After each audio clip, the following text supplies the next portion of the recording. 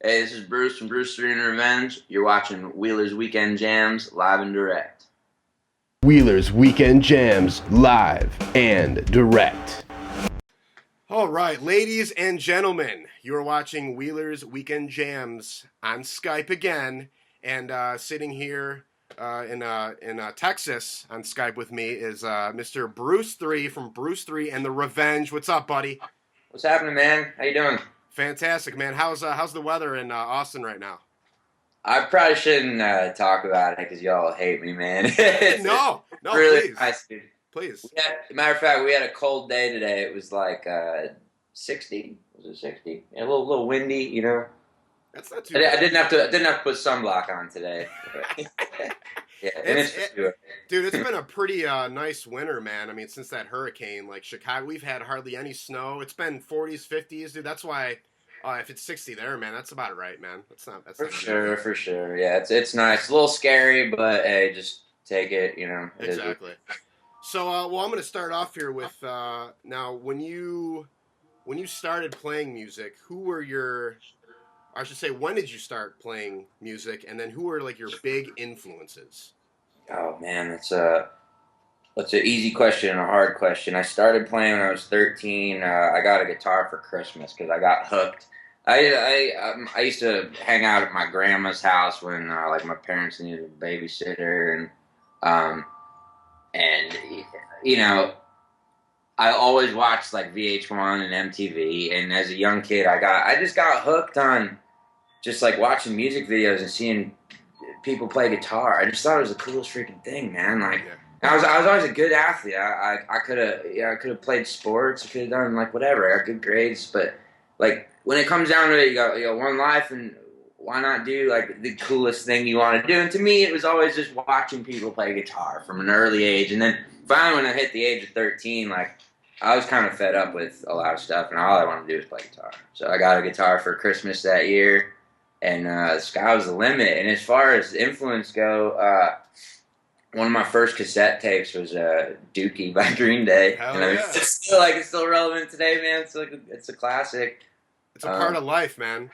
Absolutely. I was a metalhead growing up. I loved Metallica. God damn, I learned like every Metallica song on guitar and got pretty good playing guitar and just put the time in, you know? It's like with anything. You're going to get good at something if you love it and you just put some time into it. Exactly, man. I can relate with you on sports, you know, because I played baseball my entire life. And I was always a drum. I drummed at an early age, and like you said, man, there comes a point in time in life where you got to do what makes you happy. And I was never the jock type. I love music. I grew up in a household where my parents were blasting music every day. Waking up on Easter morning to oh my God, what the hell, I can't even think of the Jesus Christ Superstar. Every morning at like 8 a.m., my mom would blast it, and I would hear Jesus getting whipped, and it was horrifying at the same time. But you know, there was always music going on, and you know, I started playing drums at an early age, and that's what made me happy, man. You know, I think when high school came around, and that's when you start making a decision, and that's great, man. That's awesome. So you just came out with your second live album, live number 2. Is there any upcoming albums in the works? Any EPs, anything like that? Yes, man. So if you don't know, I'm not from Texas, dude. I moved down here like 3.5 years ago. Okay. To play music full time, and it was a great decision. But I'm a freaking saltwater cat, dude. I belong on the fucking water. I grew up sailing, surfing. I used to run a scuba diving business. Like saltwater, I didn't even take showers, man. I would just swim in the ocean. You know what I mean? Like that's my life, and I've been here for 3 years now, and you know I've got to go to the coast to coast, and but it's not a part of me anymore, and so I've got this new concept album right now. Like our first album was The Revenge, and we're not really an album band. We're kind of like let's just write like really good songs, like a good song that we want to play. We'll add it to our repertoire. But now I've got this idea, and it's in the works right now, and it's called "Losing My Island Mind," because I am absolutely losing my island mind. Like I don't belong in Texas, man. Like I belong, dude. I belong like miles and miles offshore, like seeing the stars, smelling salt water, sailing around. Like it's just it's the sacrifices you make to want to do something like this is what I had to do. So a Exactly. lot of the songs are just like my inner struggle, and every day I sometimes ask her like, what the fuck am I doing here? Like I'm granted I'm happy here. I love Austin, Texas. Yeah.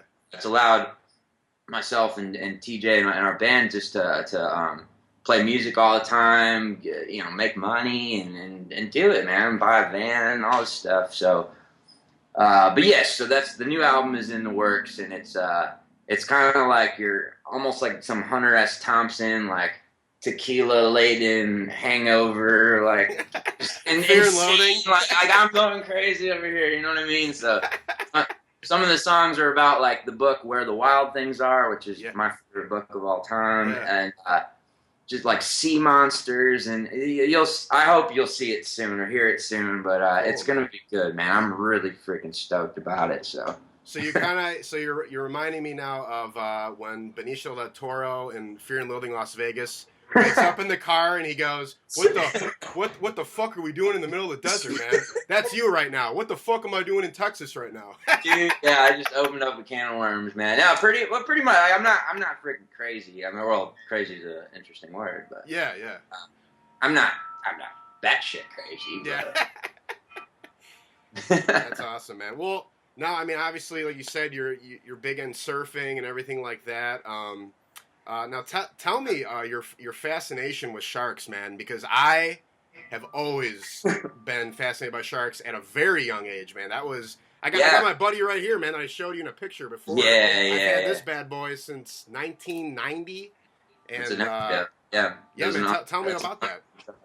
Dude, Jesus, man, since probably before I could even walk, I was obsessed with sharks. I love them. You stare out in the ocean, and the first thing you think of is what's under there? Mm-hmm. What's under there? And what's scary under there? I mean, fascination comes from fear anyway. So I would be lying to you if I said I wasn't afraid of sharks. Mm-hmm. I mean, I understand sharks a lot better than a lot of other people, but I'm still terrified of them. Like, I've seen one out there, and I have before. It's scary. Yeah. Certain ones mean business, and certain ones you don't want to be in the same area with. But at the same time, they are the most impressive predator in the planet, man. And they're also in dire straits, and they need protection. They need awareness. But just to get back to your question, I'm absolutely fascinated with sharks, and it's just because they're so scary and the unknown, and they're such awesome predators. They're perfect, man. They're a perfect machine. I mean, we wouldn't have airplanes if it wasn't for the shape of a shark and how they cruise around. I don't know. I love sharks, dude. I got a couple tattooed on my body. I've got I just preach the word about them. I'm a Sea Shepherd member, and it really pisses me off when I see some article about shark finning or I've raised hell in town about. I found a couple places that serve mako shark steaks and stuff. And like, oh, dude, I will, yeah. I'm a big shark activist. So. That's awesome, man. Yeah, they were doing that last year off of like North Carolina, South Carolina, those attacks, and they were just like shooting the shark because it was in shallow water, like. Ridiculous, man. Let me tell you something. The reason why there's a lot of shark attacks right now is because a lot of the pelagic fish populations are declining and they're moving inshore. So sharks are in turn moving inshore, and if a shark's hungry, a shark's gonna eat, man, and that's the sad truth of it. But it's nothing to be afraid of, man. You got more of a chance of getting hurt from a coconut falling from a palm tree. Exactly, so don't worry, man. Sharks, dude. Yeah, I saw you cover what's the song that they sing in Jaws? I had a drink about an hour to go home. Hell yeah, dude. Hell yeah. And I wanna go to bed. Hell yeah, dude. Cool. Yeah, dude. That was great, man. I work for Hank Williams III, which is a blessing. That's a whole nother story. What? One of my heroes. Yeah. I just opened up a can of worms. But anyway, his Facebook page shared that video, and I actually recorded that kind of randomly one night because we were mourning the loss of a close friend, my buddy Jeremy. Love you, bud. And I just kind of played that, and I just kind of put it on Facebook. I was like, whatever, man. And then his Facebook page shared it, and after like 2 days, it had like 38,000 views, and I was kind of stoked on that. I thought it was a gift from Jeremy personally, and it was nice. It was nice to, because I was. If you watch that video, man, I was fucking crying. Like I had tears in my eyes, and I really meant that. I really did. Like I don't even really remember playing that song. I just hit the damn record button, and sometimes that's the best case scenario. And the way everything played out after that beautiful share and everything on Facebook, and just I've never really had like a viral video or anything like that. We're totally organic, and so that felt really special. You know, that was great.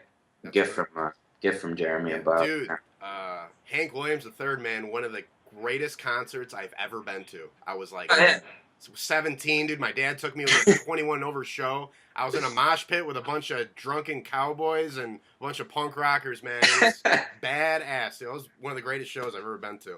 If I gotta say one thing about Hank 3 right now, is that he's the most hardworking guy in the music industry, and he's also, like, for a lack of a better term, like the most badass dude in the music industry. Nobody can fucking do what he does, and I mean nobody. What he does every single fucking night, dude.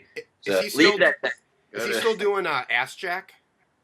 No, he has variations of his metal projects now. He has a doom metal project and a speed metal project that he plays every night after a punk rock set and a hellbilly set and a country set, which I don't even need to talk about. It's out of this world, dude. Awesome. It's a music festival every single night, and that dude does not even leave the stage, not for 1 second. No. So yeah, he puts a hell of a show, man. Hell of a show. Mm-hmm. Now the big topic that, of course, I was talking to Jay Randy about yesterday. I'm sure you're very excited, but our first Wheelers Jam Nation concert, buddy. You are I'm so happy you're a part of it, and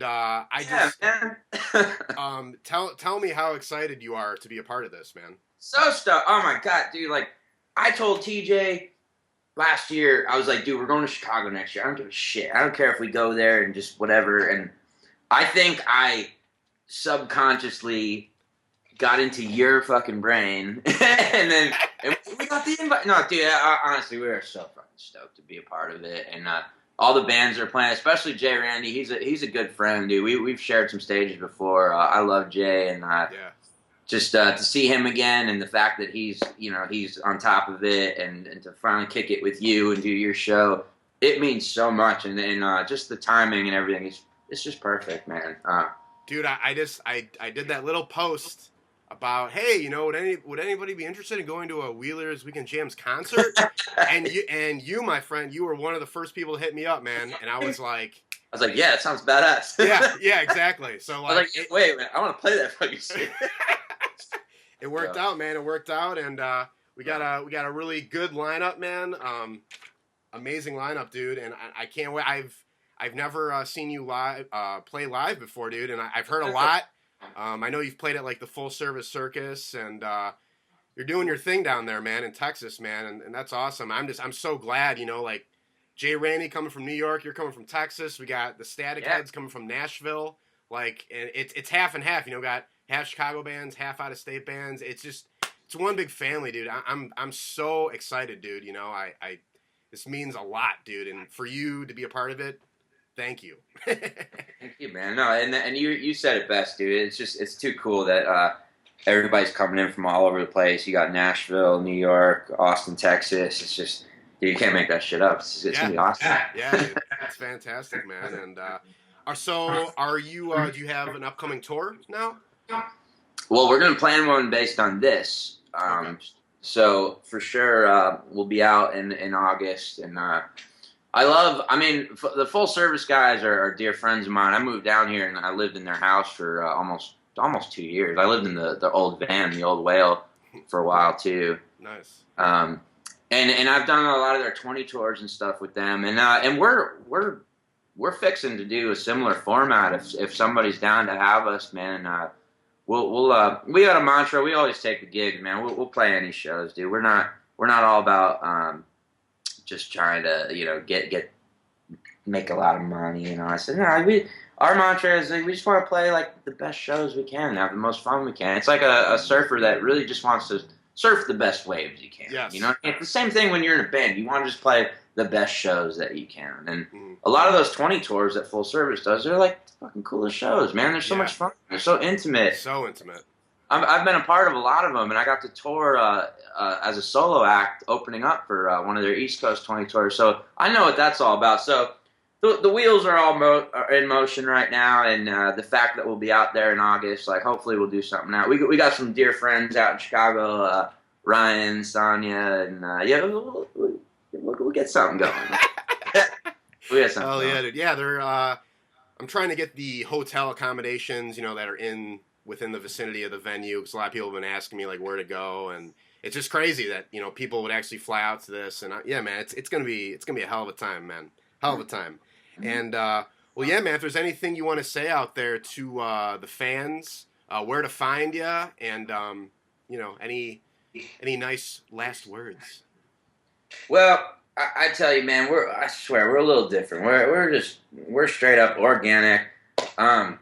You don't plug a website or something. Like, follow me on Instagram, dude. Bruce, the number 3, music. Like, just hang out. Let's be friends. Like, send me a friend request on Facebook. Like, that's all. Just be real, dude. Yeah, we got some killer damn songs. Like, hopefully you get to hear them soon. Like, our website and the YouTube page. It is what it is, man. But just come enter our world, man. See what it's all about. That's all. We're coming, dude. We're coming. Yeah. Sweet, man. Well, I appreciate you doing the Skype interview with me, man, and can't wait to hang out in August, man. I'm gonna be promoting this in a couple weeks in New Orleans, dude. So yeah, I gotta say, I wish we could do the 311 day thing this year, but it's coincidentally right during South by Southwest, and TJ, the drummer in Brewster in Revenge, he's a sound engineer here, so he's gonna be working, and we got a couple South by shows. So we couldn't swing all that, but that's going to be awesome. I wish we were going to 311 Day. Time in New Orleans, it's so wild, it's so loud. That city is alive, man. There is a lot of just freedom down there. It's different, man, but I love it. The spirits, the energy in New Orleans, unparalleled, man. It's so cool. Hell yeah, man. Well, hey, Bruce, man, thank you so much for doing this, man, and thank you, man. Ladies and gentlemen, make sure to check out our website, WheelersWeekendJams.com, and support what we do at patreon.com/WWJ. August 13th, Wheelers Jam Nation concert. Brucey, thanks again, man. Brucey boy. I'm going to call you Brucey boy. You can call me whatever you'd like, sir. Cool, man. Take care, y'all.